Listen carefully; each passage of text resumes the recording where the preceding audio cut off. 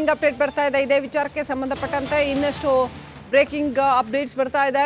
CM ಸಿದ್ದರಾಮಯ್ಯಗೆ ಈಗ prosecution tension. ಅನುಮತಿ ಕೊಟ್ಟರೆ ನಾನೇನ್ ಮಾಡಬೇಕು ಅಂತ ಮುಖ್ಯಮಂತ್ರಿಗಳಾಗಿ ಯೋಚನೆ ಮಾಡ್ತಾ ಇದ್ದಾರೆ. ಕಾನೂನು ತಜ್ಞರ ಜೊತೆ ಸಿಎಂ ಸಮಾಲೋಚನೆ ನಡೆಸಿದ್ದಾರೆ ಅಂತ ಹೇಳಲಾಗಿದೆ. ಕಳೆದ ಹಲವು ದಿನಗಳಿಂದನೂ ಅವರು ಪ್ರಿಪೇರ್ ಆಗ್ತಾ ಇದ್ದಾರೆ ಇದಕ್ಕೆ.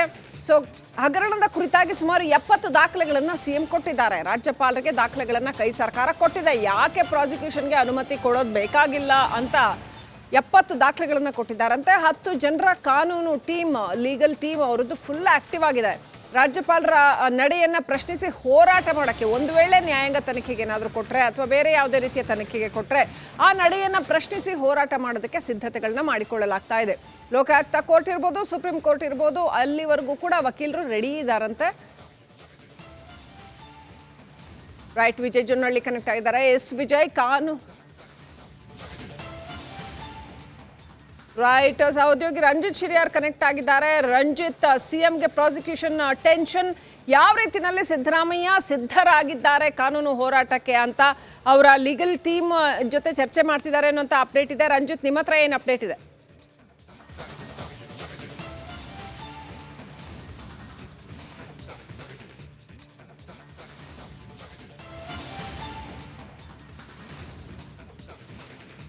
ಖಂಡಿತವಾಗ್ಲೂ ಕೂಡ ಶ್ರೀಲಕ್ಷ್ಮಿ, ಈಗ ರಾಜ್ಯಪಾಲರ ಬಳಿ ಇದೆ ಪ್ರಾಸಿಕ್ಯೂಷನ್ ಚೆಂಡು, ರಾಜ್ಯಪಾಲರ ಬಳಿ ಇದೆ, ಅವರ ಅಂಗಳದಲ್ಲಿದೆ.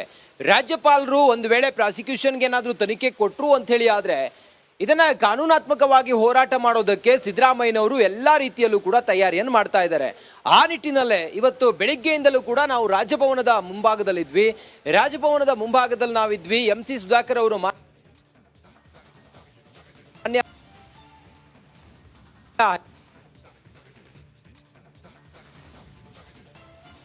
ಮಾಡ್ತಾ ಇದ್ದಾರೆ. ಅದಕ್ಕಾಗಿಯೇ ಒಂದು ವಕೀಲರ ತಂಡವೂ ಕೂಡ ಆಕ್ಟಿವ್ ಆಗಿದೆ. ಇನ್ನೊಂದು ಬಹಳ ಇಂಟ್ರೆಸ್ಟಿಂಗ್ ವಿಚಾರ ಅಂತ ಹೇಳಿದ್ರೆ, ಕ್ಯಾಬಿನೆಟ್ ಮೀಟಿಂಗ್ ಆಗಿ ಕ್ಯಾಬಿನೆಟ್ ಒಂದು ತೀರ್ಮಾನವನ್ನ ತೆಗೆದುಕೊಂಡಿತ್ತು. ಆ ಕ್ಯಾಬಿನೆಟ್ ನಿರ್ಣಯ ಏನು ರಾಜ್ಯಪಾಲರು ಅದರ ಮೇಲೆ ರಾಜ್ಯಪಾಲರು ಒಂದಿಷ್ಟು ಹೋಮ್ ವರ್ಕ್ ಮಾಡಿದ್ದಾರೆ. ಅದರಲ್ಲಿ ಸುಮಾರು 70 ದಾಖಲೆಗಳನ್ನ ಸಿದ್ದರಾಮಯ್ಯ ಅಕ್ರಮದಲ್ಲಿ ಭಾಗಿಯಾಗಿದ್ದಾರೆ ಅನ್ನೋದು ಆಯ್ತು. ಅಲ್ಲ ಅನ್ನೋದಕ್ಕೆ ಸಿದ್ದರಾಮಯ್ಯ ಅವರ ಪಾಲು ಅಥವಾ ಸರ್ಕಾರದಲ್ಲಿ ಹಗರಣ ನಡೆದಿಲ್ಲ ಅನ್ನೋದಕ್ಕೆ ಒಂದಿಷ್ಟು ಡಾಕ್ಯುಮೆಂಟ್ಗಳನ್ನ ರಾಜ್ಯಪಾಲರಿಗೆ ಕೊಟ್ಟಿದ್ದಾರೆ. ರಾಜ್ಯಪಾಲರು ಕೂಡ ಒಂದು ಲೀಗಲಿ ಪಾಸಿಟಿವ್ ಅನ್ನೋದನ್ನ ಮಧ್ಯಾಹ್ನದ ಹೊತ್ತಿಗೆ ಚರ್ಚೆಯನ್ನ ಮಾಡ್ತಾ ಇದ್ದಾರೆ. ಇದೆಲ್ಲದರ ಹೊರತಾಗಿ TJ ಅಬ್ರಾಹಿಂ ಯಾವಾಗ ಇದನ್ನ ಪ್ರಾಸಿಕ್ಯೂಷನ್ಗೆ ಕೊಡ್ಬೇಕು ಅಂತ ಹೇಳಿ ಏನ್ ಮನವಿ ಮಾಡಿದ್ರು, ಅವರು ರಾಜ್ಯ ಆಗ್ತಾರೆ, 3 ಗಂಟೆಗೆ ಬರ್ತಾರೆ. ಹಂಗಾಗಿ ನಾವು ರಾಜಭವನದ ಹತ್ತಿರನೇ ಇದ್ದೀವಿ.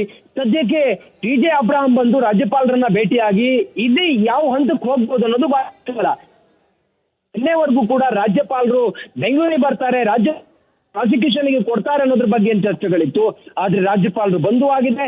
ಇನ್ನು ಲೀಗಲಿ ಏನೇನೋ ಫಾರ್ಮಾಲಿಟೀಸ್ ಇದೆ ಅದನ್ನು ಕೂಡ ಅವರು ಪರಿಶೀಲಿಸಿದ್ದಾರೆ. ಅದ್ರ ಜೊತೆ CM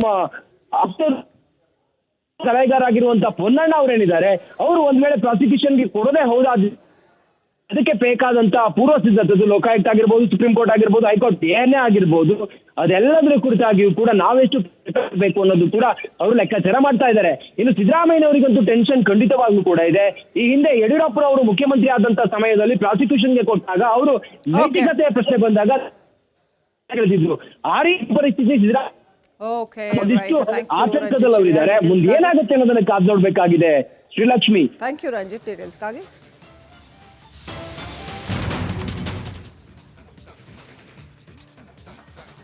ಸಿಎಂಗೆ ಮೂಡಾ ಸೈಟ್ನ ಸಂಕಷ್ಟ ಎದುರಾಗಿದೆ. ಸಿಎಂ ವಿರುದ್ಧ ತನಿಖೆಗೆ ಇವತ್ತೇ ಸಮ್ಮತಿಯನ್ನ ಕೊಡ್ತಾರಾ? ಕಾನೂನು ತಜ್ಞರ ಜೊತೆ ರಾಜ್ಯಪಾಲ ಗೆಹ್ಲೋಟ್ ಸಮಾಲೋಚನೆಯನ್ನು ನಡೆಸ್ತಾ ಇದ್ದಾರೆ. ಸರ್ಕಾರದ ಉತ್ತರವನ್ನ ಕೂಡ ಪರಿಶೀಲನೆ ಮಾಡ್ತಾ ಇದ್ದಾರೆ ರಾಜ್ಯಪಾಲರು. ಇವತ್ತು ಮಧ್ಯಾಹ್ನ ತಜ್ಞರ ಜೊತೆ ಗೆಹ್ಲೋಟ್ ಸಭೆ ನಡೆಸ್ತಾರೆ ಅಂತ ಹೇಳಲಾಗಿದೆ. ನ್ಯಾಯಾಂಗ ತನಿಖೆಗೆ ಆದೇಶ ನೀಡ್ತಾರಾ ಗವರ್ನರ್? Big question. ಈ ಕ್ಷಣದ ಅತ್ಯಂತ ದೊಡ್ಡ ರಾಜಕೀಯ ಬೆಳವಣಿಗೆ ಉಂಟಾಗತ್ತಾ? ಗವರ್ನರ್ ಏನಾದರೂ ನ್ಯಾಯಾಂಗ ತನಿಖೆಗೆ ಆದೇಶ ನೀಡ್ತಾರಾ? ಸರ್ಕಾರದ ಉತ್ತರ ಆಲ್ರೆಡಿ ಗವರ್ನರ್ ಅಂಗಳವನ್ನ ತಲುಪಿದೆ. ಗವರ್ನರ್ ಅದನ್ನ ಪರಿಶೀಲನೆ ಮಾಡ್ತಾ ಇದ್ದಾರೆ. ಲೋಕಾಯುಕ್ತಕ್ಕೆ ಕೊಡ್ತಾರಾ ಅಥವಾ ನ್ಯಾಯಾಂಗ ತನಿಖೆಗೆ ಕೊಡ್ತಾರಾ? ಯಾಕಂದ್ರೆ ಲೋಕಾಯುಕ್ತ ಕೊಡಕ್ ಬರಲ್ಲ, CM ಅಂಡರ್ಲೇ ಬರುತ್ತೆ ಅದು. ಹಾಗಾದ್ರೆ ಏನ್ ಮಾಡ್ತಾರೆ? ಗವರ್ನರ್ ಅವರ ಮುಂದಿರುವ ಕಾನೂನಿನ ಆಯ್ಕೆಗಳು ಏನು?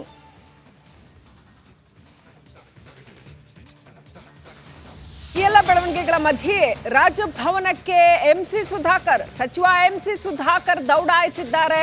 ರಾಜ್ಯಪಾಲ ಗೆಹ್ಲೋಟ್ ಭೇಟಿಗೆ ಬಂದಿದ್ದಾರೆ ಸುಧಾಕರ್. ಪ್ರಾಸಿಕ್ಯೂಷನ್ ಟೆನ್ಷನ್ ನಡುವೆನೆ ರಾಜಭವನಕ್ಕೆ ದೌಡಾಯಿಸಿದ್ದಾರೆ. ಹಾಗೆಯೇ ಶಾಸಕ ಪೊನ್ನಣ್ಣ ಅವರು ಕೂಡ ಬರಬೇಕು ಅಂತ ಸುಧಾಕರ್ ಅವರು ಅವರಿಗಾಗಿ ವೆಯ್ಟ್ ಮಾಡ್ತಾ ಇದ್ದಾರೆ. ರಾಜ್ಯಪಾಲರನ್ನ ಭೇಟಿ ಆಗಕ್ಕೆ ಸಾಧ್ಯ ಆಗಿಲ್ಲ, ಇನ್ನು ಕೂಡ ರಾಜಭವನಕ್ಕೆ ಬಂದಿದ್ದಾರೆ ಅಷ್ಟೇ. ಶಾಸಕ ಪೊನ್ನಣ್ಣ ಹಾಗೂ ಎಂಸಿ ಸುಧಾಕರ್ ಬಂದಿದ್ದಾರೆ. ಬಂದ ತಕ್ಷಣವೇ ರಾಜ್ಯಪಾಲರನ್ನ ಭೇಟಿ ಮಾಡ್ತಾರಂತೆ. ಪ್ರಾಸಿಕ್ಯೂಷನ್ಗೆ ಅನುಮತಿ ಕೊಡಬೇಡಿ ಅಂತ ಮನವಿ ಮಾಡುವ ಸಾಧ್ಯತೆ ಇದೆ. ಒಂದು ಫಾರ್ಮಲ್ ಆದಂಥ ಒಂದು ಮನವಿ ಮಾಡ್ತಾರೆ ರಾಜ್ಯಪಾಲರಿಗೆ ಹೋಗಿ. ಆ ಥರ ಒಂದು ಫಾರ್ಮಲಿ ಮನವಿ ಮಾಡುವ ಸಾಧ್ಯತೆ ಇದೆ. ಯಾಕಂತಂದ್ರೆ ಮುಂದೆ ಒಂದು ವೇಳೆ ಇವೆಲ್ಲವೂ ಕೂಡ ಕಾನೂನಿನ ಪ್ರಕ್ರಿಯೆಗೆ ಒಳಪಟ್ಟರೆ ಆಗ ಈ ಎಲ್ಲ ಸ್ಟೆಪ್ಸ್ ಅಂದರೆ ಸರ್ಕಾರ ಏನು ನಡೆಯನ್ನು ಕೈಗೊಳ್ತು, ಸಚಿವ ಸಂಪುಟ ಏನು ಹೇಳ್ತು, ಆಮೇಲೆ ಲೀಗಲ್ ಅಡ್ವೈಸರ್ ಏನು ಹೇಳಿದ್ರು, ಇದೆಲ್ಲ ಮ್ಯಾಟ್ರ್ ಆಗುತ್ತೆ. ಅಪ್ಡೇಟ್ ಪಡ್ಕೊಳ್ಳೋಣ. ನಮ್ಮ political bureau chief Vijay Jonnalli connect ಆಗಿದ್ದಾರೆ. ವಿಜಯ್, ಅತ್ಯಂತ ದೊಡ್ಡ ಬೆಳವಣಿಗೆ, ಅನಿರೀಕ್ಷಿತವಾದಂತಹ ಬೆಳವಣಿಗೆ, ಮೂಡಾ ಹಗರಣದಲ್ಲಿ ಪ್ರಾಸಿಕ್ಯೂಷನ್ಗೆ ಗವರ್ನರ್ ಅನುಮತಿ ಕೊಟ್ಟು ಬಿಡಬಹುದಾ ಅನ್ನುವಂಥದ್ದು. ನ್ಯಾಯಾಂಗ ತನಿಖೆಗೆ ಏನಾದರೂ ಅನುಮತಿ ಕೊಟ್ಟರೆ ಏನೆಲ್ಲ ಆಗತ್ತೆ, ಅಥವಾ ಅನುಮತಿ ಕೊಡದೇ ಇರ್ತಾರೆ ಅಂತ ಹೇಳೋದಕ್ಕೆ ಏನೆಲ್ಲ ಕಾರಣಗಳಿದೆ, ಏನೆಲ್ಲ ಆಗ್ಬೋದು, ಪಾಸಿಬಿಲಿಟೀಸ್ ಏನಿದೆ ವಿಜಯ್?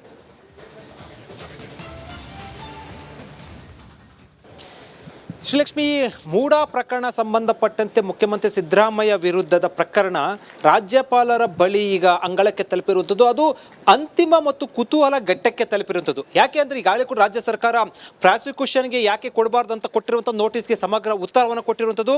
ಮಂತ್ರಿ ಪರಿಷತ್ತು ರಾಜ್ಯಪಾಲರ ವಿರುದ್ಧ ನಿರ್ಣಯವನ್ನು ಕೈಗೊಂಡಿರುವಂಥದ್ದು. ಈ ಎಲ್ಲ ಬೆಳವಣಿಗೆಗಳ ಬಳಿಕ ಆ ಕಡತವನ್ನು ಇಂದು ಅಂದರೆ ಕಳೆದ 3-4 ದಿನಗಳಿಂದ ದೆಹಲಿಯಲ್ಲಿದ್ದಂಥ ರಾಜ್ಯಪಾಲರು ಈಗ ನಿನ್ನೆ ರಾತ್ರಿ ಆಗಮಿಸಿರುವಂಥದ್ದು. ಬಳಿಕ ಸಮಗ್ರವಾಗಿ ಎಲ್ಲವನ್ನು ಕೂಡ ರಾಜ್ಯ ಸರ್ಕಾರ ಕೊಟ್ಟಿರುವಂತಹ ಉತ್ತರ, ರಾಜ್ಯ ಪರಿಷತ್ ಮಂತ್ರಿ ಪರಿಷತ್ ತೆಗೆದುಕೊಂಡಿರುವಂತಹ ನಿರ್ಣಯ, ಇವೆಲ್ಲವನ್ನು ಕೂಡ ಸಮಗ್ರವಾಗಿ ಪರಿಶೀಲನೆ ನಡೆಸ್ತಾ ಇರುವಂಥದ್ದು ಮತ್ತು ಕಾನೂನು ತಂಡದ ಜೊತೆ ಅಭಿಪ್ರಾಯವನ್ನ, ಸಲಹೆಯನ್ನ, ಸಮಾಲೋಚನೆ ನಡೆಸ್ತಾ ಇರುವಂಥದ್ದು. ಅದಾದ ಬಳಿಕ ರಾಜ್ಯಪಾಲರು ತೆಗೆದುಕೊಳ್ಳುವಂಥ ನಿರ್ಧಾರ ಸಾಕಷ್ಟು ಕುತೂಹಲ ಕೆಡೆ ಮಾಡಿಕೊಟ್ಟಿರುವಂಥದ್ದು. ನಮಗೆ ಬಂದ ಮೂಲಗಳ ಮಾಹಿತಿ ಪ್ರಕಾರ ಒಂದು 2-3 ಹಾದಿಯಲ್ಲಿ ಚರ್ಚೆ ಆಗ್ತದೆ. ಒಂದ್ ಕಡೆ ಪ್ರಾಸಿಕ್ಯೂಷನ್ಗೆ ಅನುಮತಿ ಕೊಡುವಂಥದ್ದು, ಮತ್ತೊಂದು ಕಡೆ ಒಂದು ವೇಳೆ ರಾಜ್ಯ ಸರ್ಕಾರ ಕೊಟ್ಟಿರುವಂಥ ಉತ್ತರ ತೃಪ್ತಿ ಆದರೆ ಅದನ್ನು ಪಕ್ಕಕ್ಕಿಡುವಂಥದ್ದು, ಅಂದರೆ ಒಪ್ಪಿಗೆ ಕೊಡುವಂಥದ್ದು. ಜೊತೆಗೆ ಮೂರನೇದು ನ್ಯಾಯಾಂಗ ತನಿಖೆ ಅನ್ನೋ ಸಂಬಂಧಪಟ್ಟಂತೆ ಕೂಡ ಅದೇ ಏನೋ ಸೂಚನೆ ಕೊಡ್ತಾರ ಅನ್ನೋಂಥದ್ದು ಕೂಡ, ಅಂದರೆ ಅಭಿಪ್ರಾಯವನ್ನು ಕೊಡ್ತಾರ ಅನ್ನೋಂಥದ್ದು ಕೂಡ. ಅದು ಇವೆಲ್ಲವೂ ಕೂಡ ನೋಡೋದಾದ್ರೆ ಒಂದು ಬಹುತೇಕವಾಗಿ ಪ್ರಾಸಿಕ್ಯೂಷನ್ಗೆ ಕೊಡುವಂಥ ಸಾಧ್ಯತೆ ಹೆಚ್ಚಿದೆ ಅಂತ ಹೇಳಲಾಗ್ತದೆ. ಈ ಹಿನ್ನೆಲೆಯಲ್ಲಿ ಈಗ ರಾಜ್ಯಪಾಲ ತೆಗೆದುಕೊಳ್ಳುವಂಥ ನಿರ್ಧಾರ ಬಹುತೇಕವಾಗಿ ರಾಜ್ಯ ಸರ್ಕಾರ ಕೊಟ್ಟಿರುವಂಥ ಎಲ್ಲ ವರದಿಯನ್ನ ಪರಿಶೀಲನೆ ಮಾಡಿ ಅಭಿಪ್ರಾಯ ತೆಗೆದುಕೊಂಡು ಆಗಿದೆ. ಇನ್ನು ವರದಿಯನ್ನ ನೋಡಿದ ನಂತರ ತೀರ್ಮಾನ ತೆಗೆದುಕೊಳ್ಳುವಂಥದ್ದು, ಅಂದರೆ ತಮ್ಮ ರಾಜ್ಯಪಾಲರು ಮುಂದಿನ ನಡೆಯನ್ನ, ಮುಂದಿನ ತೀರ್ಮಾನ ಪ್ರಕಟ ಮಾಡೋದಷ್ಟೇ ಬಾಕಿ ಇರುವಂಥದ್ದು. ಅದು ಇವತ್ತು ಮಾಡ್ತಾರ, ನಾಳೆ ಮಾಡ್ತಾರ ಅನ್ನೋದು ಗೊತ್ತಿಲ್ಲ. ಅದು ಒಂದೊಂದು ಬಹಳ ಸ್ಪಷ್ಟ, ಅಂತಿಮ ಘಟ್ಟಕ್ಕೆ ಬಂದು ತಲುಪಿರುವಂಥದ್ದು. ಶ್ರೀಲಕ್ಷ್ಮಿ, ದಯವಿಟ್ಟು ಹಾಗೆ ಸಂಪರ್ಕದಲ್ಲಿರಿ ವಿಜಯ್. ಬ್ರೇಕ್.